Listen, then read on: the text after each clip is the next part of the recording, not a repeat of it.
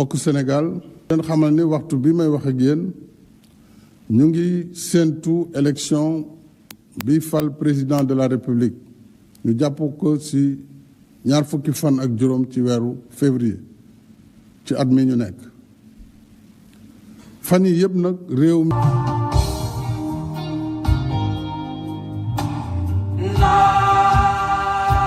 asalaamu aleykum mbokk yeeg xarit yi maa ngi leen di nuyu bu baax a baax. Vraiment le temps passe vite, le temps passe très vite. Bés bi Sall mi ngi décidé di reporter sunu ay élections présidentielles sunu réew sunu askan tumuranke ñëpp jaaxle tiit sax laa ci mën a boole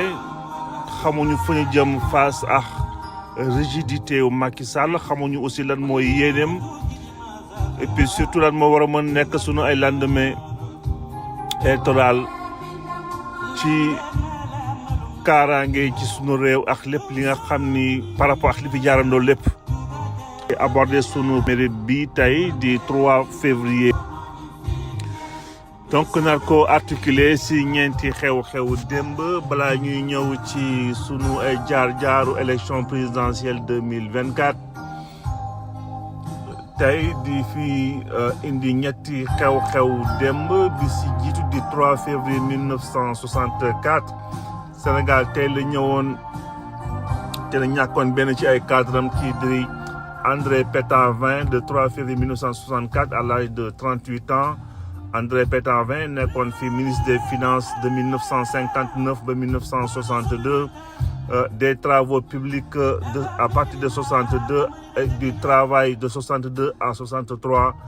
ministre du Commerce, de l'Industrie, de l'Artisanat du Sénégal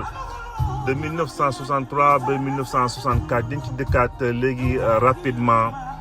3 février aussi 3 février wu malheureusement bu Demba Diop la parce que ñaawteef bi ko daloon bés bi la woon 3 février 1967 foofu ci Thiès Demba Diop ñu xamee woon ko maire de Mbour ñu ko seqaloon nag jamono boobu même bu fekkee kii di Ibou Ndafa moom lañ ci Abdou Ndafa moom lañ ci ràññee woon nga xam ne moo defoon ñaawteef boobu wante ginnaawam on va dire les commanditaires kenn mosu ci woon génne kii di maire kii di collègue député bi di Jacques Derneville ak Ibou Kébé finalement ñoom aussi ñu mujjee woon leen condamné ci cadre boobu dinañ ci dikkaat. Son troisième élément du 3 février 1976 professeur Cheikh Anta Diop ñëwoon tey créé RND parti politique bi nga xam ne bi finalement n'a été reconnu que le 18 juin 1981 dinañ ci dikkaat léegi ba sunu dernier élément bi di 3 février 2024 Macky Sall ñëw taxaw jàkkaarloo askanu Sénégal di leen yëgal ni élection yi ñu prévoiroon le 25 février finalement dañ koy mujjee toxal en lieu et place dina organiser benn genre dialogue national pour xool nu muy saafara crise bi nga xam ne moom jàpp na ne amoon na ci sunu réew si jamono boobu crise boo xam ne xëy na ci ay bëtam dong la woon wante ju ci askanu Sénégal en tout cas li ci topp mujj na ko firnde.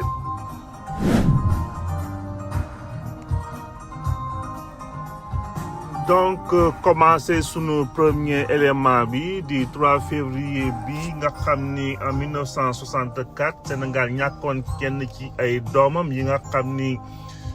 on va dire bokkoon ci ñaari tubaab yi desoon sunu réew André Pétavin ak Jean Collin moom xëy na sax li ci André Pétavin amoon tuddee woon ko benn rue ci sunu réew Dakar notamment donc Jean Collin moom mujjul woon bénéficier wu ci loolu par contre ñoom ñaar ñëpp am na lu ñu bokkoon mooy ils ont voté pour le non ci topp ci lignée ñoom Sékou Touré ak ñoom Amadou Mokhtar Mbow ci référendum bu septembre 1958 boobu donc donc kii di André Pétavin amoon na fi ay ndombal tànk yu bëri ci sunu ministère des finances ba ci travaux publics ba ci ministère des commerces wax nañ ko léeg-léeg ci sunu introduction jóge fii boobu ba léegi nag kenn waxaatu fi ay waxam ci li mu doon liggéey li ñu xam rek mooy ku jege woon kii di Mamadou Dia la woon parce que bokkoon na ci ay gouvernement yi nga xam ni Mamadou Dia moo ko jiite woon mais ça n'empêche pas que par la suite mu mën a continuer di nekk suñu réew sans pour autant mu bokk ci raxas bi ñu raxas ñi nga xam ni ñoo àndoon ak Mamadou Dia si jamono boobu. Suñu donc deuxième élément daf ñu yóbbu ci 67 tey la Abdou Ndafa ñëwoon faat foofu kii di député maire de Mbour di Demba Diop nag nekkoon koo xam ni ki ci teel la duggoon ci ay mbirum gouvernement du Sénégal ci teel déjà ñu ñëw ci parcours am personnel jàpp ni ginnaaw bi mu gani si àddina en 1927 par la suite la ñëw dugg nekk militant UPS occupé ay postes yu bëri nag ci sunu gouvernement mbaa ci sunu assemblée nationale donc en tant que jeune ministre noonu la occupé woon département des jeunesse et du sport balaa sax muy nekk député ci réunion boobu amoon foofu ci gouvernance Mbour le 3 février 1967 noonu la député bi nekkoon président groupe parlementaire bu UPS ñëw ñàkkoon foofu bakkanam donc ci ay loxo Abdou Ndafa Faye ñu mujj woon ko moom condamné à mort Abdou Ndafa Faye nag foofu ñu mujj woon ko qui fusillé le 11 avril 1967 mu nekkoon nag loo xam ni ku mel ni Senghor ak Lamine Gueye nekkoon président Assemblée nationale ci Sénégal ci jamono boobu mu nekkoon loo xam ni daf leen metti woon trop te bëgguñu woon bàyyi mbir yi demee noonu à l'image de Moustapha Lo tamit aussi bi nga xam ne accusé woon nañ ko de tentative assassinat bu Senghor ci lendemain wu ci bésum tabaski kii di Abdou Ndafa Faye tamit bëggoon nañ ko def benn exemple bi nga xam ni Sénégal foofu lay jaar définitivement génn ci ay crimes crapuleux yi nga xam ni kii di Abdou Ndafa defoon na ko donc moo taxoon moo nekkoon d'ailleurs le dernier condamné à mort biñ ko arrêté bi ñu suspendre condamnation à mort yi am na ñoo xam ne lu toll ci juróom benn lim mujje woon nañ cee mucc ci ay loxo comme on dit peloton d'exécution donc noonu la mbir yi demee ay les commanditaires assassinat wu Demba Diop kii di Jacques Derneville ñu mujj woon ko condamné à travaux forcés en perpétuité Ibou Kébé moom ñu mujj woon ko condamné à 20 ans de travaux forcés ci boppam ñu jàppoon ni ñoom ñoo nekkoon ay ñaari complice su kii di Abdou Ndafa Faye donc histoire baa ngi noonu ba ñu tuddee woon ko finalement benn stade ci suñu réew pour rendre ko aussi hommage gisoon nañ aussi quelque part taxawaayam bi ci sunu assemblée nationale kii di Caroline Faye toujours fu ñu cité Demba Diop dañ koy fay cité moom aussi taxawaayam ci sunu code social ci sunu réew ak lépp li nga xam ne liggéey na ko foofu en tant que femme émancipée ci sunu assemblée nationale. donc doon résumé noonu rek ci sunu dossier au 3 février bi mu concerné woon kii di Demba Diop en 1967. Quelques années plus tard, 9 ans plus tard, qui dit 3 février 1976, professeur Cheikh Anta Diop tey la mujj woon créer son parti politique donc tuddee woon ko rassemblement national démocratique balaay rassemblement national démocratique nag professeur bi créé woon na fi lu mel ni ay bloc des masses sénégalaises en 1961 ba ci Front national FNS en 1963 ce qu'il faut aussi se rappeler mooy jamono boobu ku mel ni Senghor dafa bloqué woon lépp luy opposition mu créé ces 3 pôles benn bi pôle di libéral démocratique beneen bi di socialiste démocratique ak beneen bi bu nekkoon les partis de gauche donc noonu la ñu bàyyi woon ku mel ni Abdoulaye Wade mu créé woon son parti politique bi nga xam ni bi en 74 ñu mujj woon ko validé en 74 parce que Abdoulaye Wade ci ay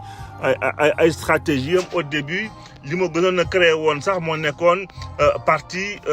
nekkoon plutôt parti de contribution parce que jamono boobu xamoon nañ ni c'était interdit donc doon la créé son parti de contribution ci sunu réew ñu mujj woon ko reconnaître en 76 plus tard kii di aussi PAI aussi bu Majhemout Diop ñu mujj leen reconnaître ak beneen bloc bi mu nekkoon aussi de mouvement républicain sénégalais di MRS bi nga xam ni kii di maître Boubacar Gueye moo ko sosoon donc ku mel ni professeur Cheikh Anta Diop moom bañoon na aligné ci yooyu parce que jàppoon na ni bokkul ak ñoom ay courant de pensée donc waroon nañ ko mën nangul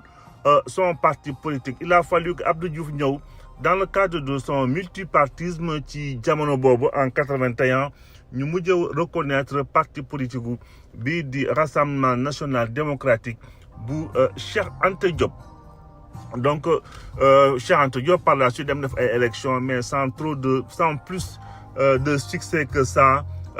malgré li nga xam ne liggéey na ko au niveau intellectuel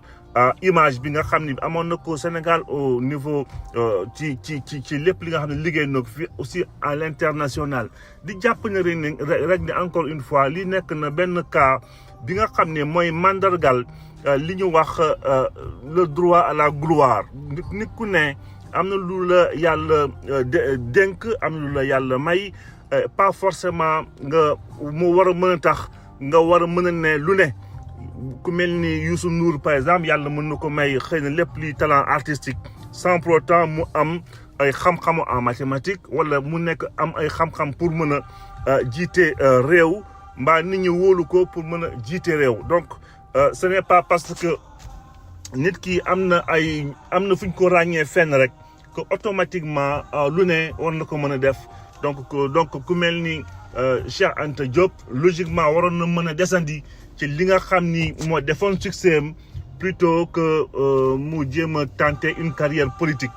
de toute façon on a vu que ça n'a pas trop réussi te ñu bëri aussi dañuy wàcc seen way te bu ñu jéem a téye ci wayu keneen souvent du marché c'est le rêve le droit à la gloire noonu laa ko jàppee quelque part. Sunu dernier élément ñëw ci sunu élection présidentielle bu 2024 tey Sénégal xawoon na tuumaranke trop ku mel ni Macky Sall xëy décidé rek xëy ci ay calculam yi nga xam ne moom dong moo xam fan la ko teg xëy na sax ñi mu àndal ñu bëre xamuñu fan la ko teg parce que à un moment donné nekkoon na ci situation boo xam ne bi surtout nag jéemoon na fexe ba xam nan lay def ba sauver boppam ci nguur bi nga xam ne bi ñaawteef yu ne xewoon na fi ci jamono boobu donc calcul pour calcul mélange yi nga xam ni kenn xamul ci fan la ko bëggoon a jëmee moo taxoon tey mu mujj woon siffler pause pour que ñu mën a arrêter processus électoral bi organiser on va dire son dialogue à lui-même à sa façon woowaat encore ay nit ñi nga xam ne kenn xamul lu ñu bokk ak démocratie sénégalaise def seen théâtre boobu bi nga xam ne finalement d'ailleurs mujjewul fenn conseil constitutionnel mujje woon dëggal boppam ci li nga xam ne mënul woon a wéy ba ñu mujje woon finalement organiser sunu ay élection présidentielle bañ a topp ay recommandations assemblée nationale bi nga xam ni dafa bëggoon plutôt ñu organiser élection yi di ci décembre 2024 plutôt que le mois de février finalement yàlla da def ci ndox bu sedd Sénégal ñu mujjee organiser seen ay élection ci mars ba jàmm ji fi bi ñu am tey ñu mujj ko réaliser ñëpp continuer dem ci seen ay liggéey donc di jeexale fii tey sunu FMD di ba ëllëg incha allah dañ fi dikkaat yàggale waxtaan bi. di ñaanal ku ci ne une excellente semaine ñi jëm ci waar bi aussi ñoo ngi leen di envoyer toutes nos ondes positives ñi ko soxla aussi de la même manière yàlla na borom bi def jàmm ci fépp musal ñu ci seytaane barkeel wërsëg ni njaboot yi ba ëllëg incha allah.